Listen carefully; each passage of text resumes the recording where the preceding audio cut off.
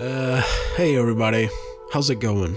It's getting so tiring to see Lords of the Fallen, its CEO and its developers get falsely attacked over and over again by the same soy-ass group of people. For outsiders looking in, you'd think that these developers are making, like the video game equivalent of a nuke or something.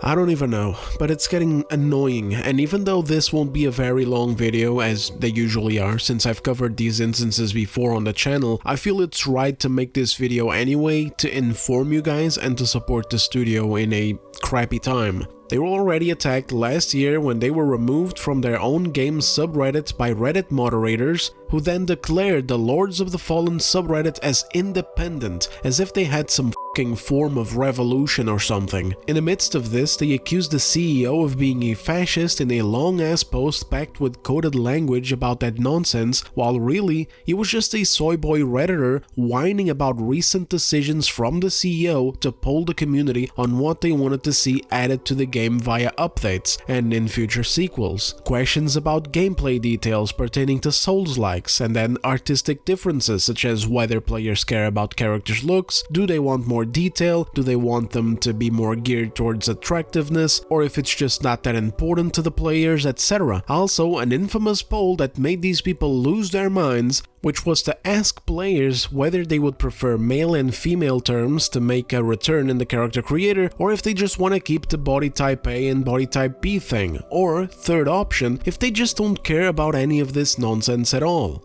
This made these redditors have a meltdown like never before upon seeing how much more people voted for male and female than the inhumane robotic A and B bullshit. It's honestly something that everyone with a modicum of common sense could expect. After all, these things spread out throughout our games, not because they were popular, but because they were forced in, and most people just tolerated it for years because number one, it's like whatever, who cares, just let me play the game, and number two, because if at any point you began caring and you asked questions or complained, these people would do to you what they did to the CEO, calling you a fascist and treating you like some kind of rabid dog for the most unhinged of reasons. And lastly, the CEO also caught a lot of fire for speaking out against DEI initiatives and programs in the creative field such as video games. He began inquiring a lot about this kind of stuff and ultimately made a statement against it on his profile, seeing it as antithetical to fun and creative freedom, which is true. Now, some people out there don't see this as a fully genuine move, just want to try and get in the good graces of a growing number of gamers who stand against it too. After all, these are common sense things, so it doesn't make any sense why he would buy into these things in the first place, such as initially making his Lords of the Fallen game have a body type A and body type B thing instead of male and female right from the beginning. It is male and female now, but that's because it was updated after the poll.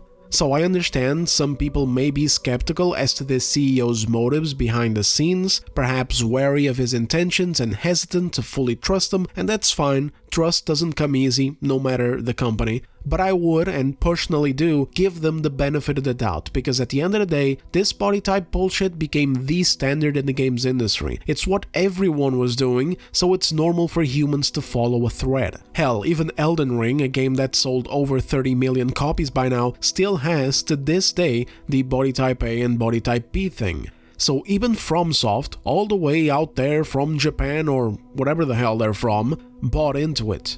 And in my view, what's important now is to normalize whenever developers wake up from this delusional shit and get back to developing games outside of this weird sphere of influence that has gripped the industry for the past 6 years plus, instead of, endlessly purity testing them for minute things like these. Of course, this doesn't mean just band over and buy all their games, you should of course still be mindful of reviews and the state of the very games that you buy, be smart with your money always. I know I will. Life is getting more and more expensive out there, boys, especially in gaming. But I definitely won't be overly scrutinizing when a developer speaks against DEI elements and removes them from their games going forward, unless it's like some obviously blatant situation, like if fucking Ubisoft came out tomorrow like, DEI is bad, then of course I'd be like, excuse me, what are you talking about, brother? But anyway, let's get back on topic. So that was an entire saga of theirs last year with people attacking them, especially the CEO but individual devs as well, because of that.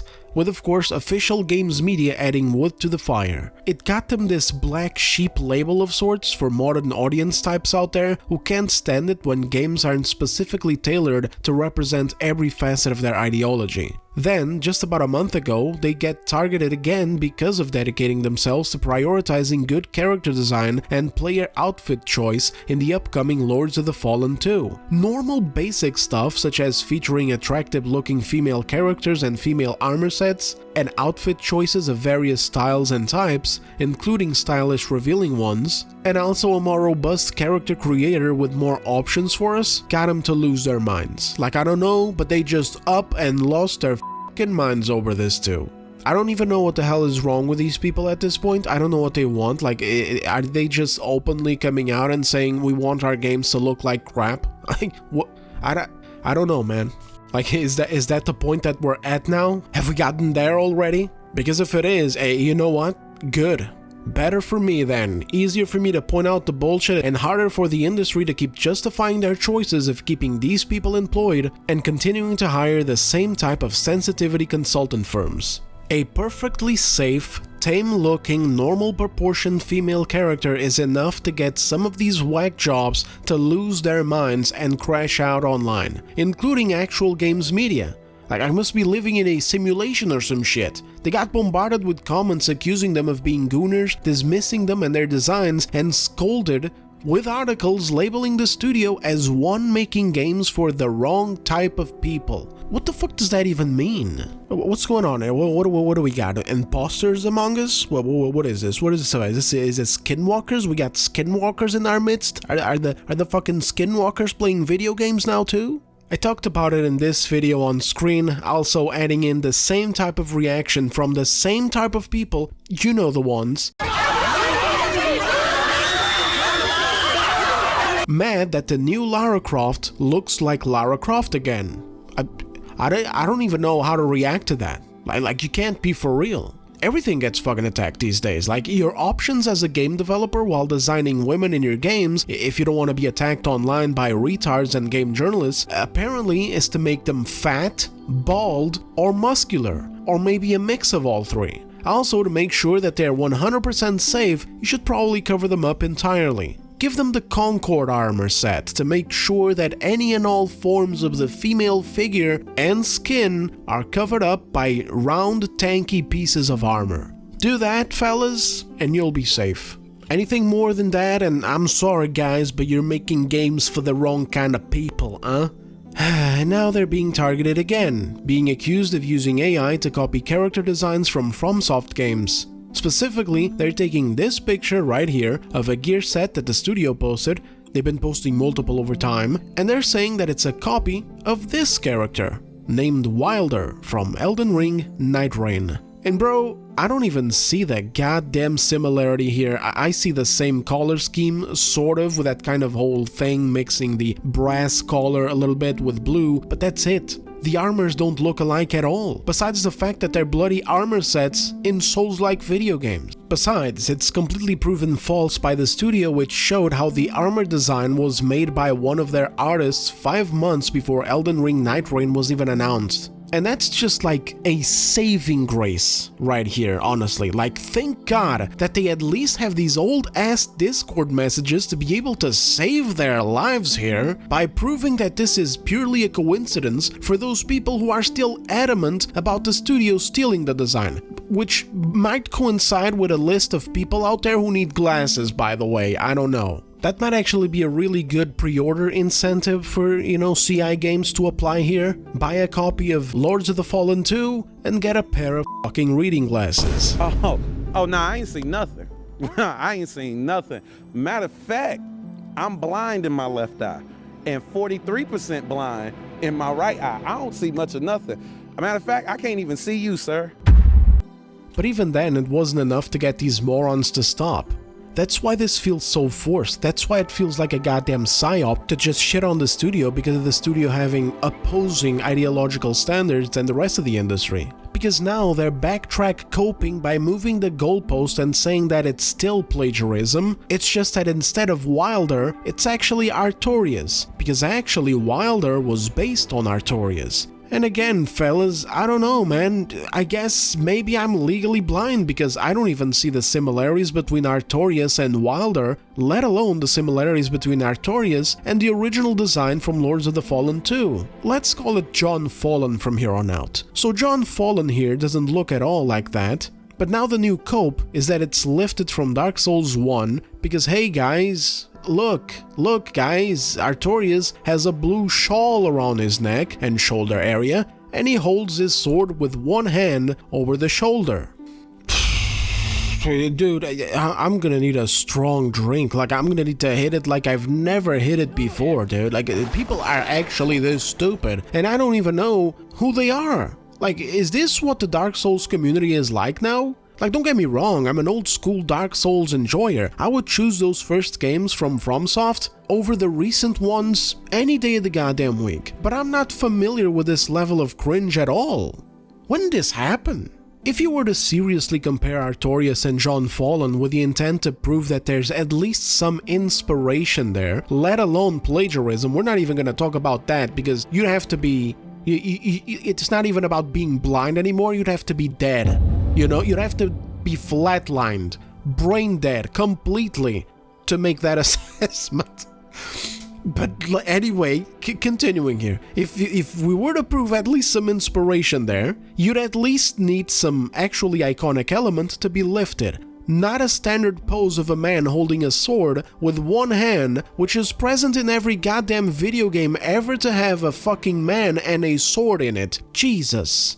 Nor a piece of fabric around someone's neck and shoulder area. Like, I mean, holy crap, just off the top of my head here, there's Assassin's Creed Valhalla armor sets with stuff like that. In Kingdom Come Deliverance, you can also equip shit like that over your actual armor, and that one isn't even fantasy, where you design characters to look even cooler. What manner of copium are we dealing with here? Skyrim has that kind of thing. Darksiders 1 and 2 have that kind of thing too. Darksiders 1 might even be older than Dark Souls, I don't even know. Like, brother, what are we doing here? The first Lords of the Fallen game from 2014, the one that sucked that nobody wanted to play, has that shit. Come on now, dawg. Come on, man. From Software did not invent the concept of shawls or ripped cloaks dripped over armor, okay?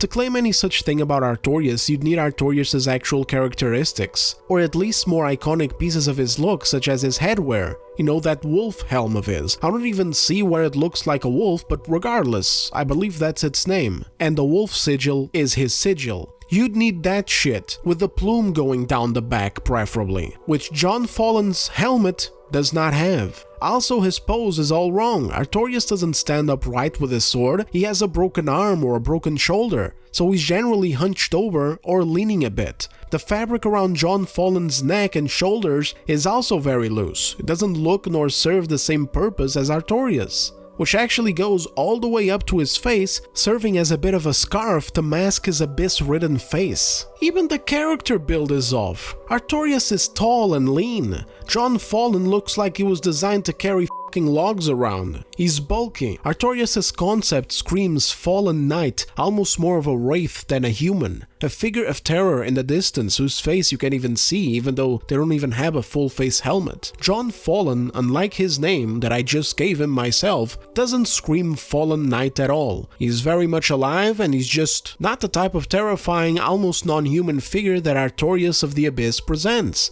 If you're going to take inspiration of a character to try and create your own in-universe version of them, why the fuck are you missing so many of these concepts and so many of these characteristics? This picture is just a big dude with a giant serrated sword. He's here to haul logs and saw them in half. That's it. He's a logging man. No, seriously, like, come on, man, what are these comparisons? At the very least, John Fallen should have his armor tainted and torn by some form of black oozing substance, which is another characteristic of Artorias, because of being tainted by the Abyss. This looks more like a classic situation of hating a studio for no goddamn reason. These people just hate this studio either because they're FromSoft purists who can't enjoy any other Souls-like, nah, all the others are inferior and so, therefore, we're just going to play Elden Ring for the 556th time this month. or because they're Redditors still mad at the studio for ideological reasons. And so when they're presented with solid proof that this couldn't have been plagiarized for Wilder, they just go further back and pick an older game to be like, oh, actually, it's not even Wilder, it's actually Artorias, which if you weren't a tourist and you were a cool guy like me who gets laid every day, I don't think you have the facilities for that, big man. You'd know that is actually the inspiration for Wilder, even though both of these motherfuckers look nothing alike. Like, let's stop the coping and the bullshit, okay? The campaign failed. Which brings me to this other style of coping, which is even dumber. Bro, it's just a joke, bro. Like, bro, it's not that deep, bro. I'm just saying they look alike, bro. It's just a prank, bro. All I'm doing is feeding into these ridiculous accusations of AI and plagiarism, bro.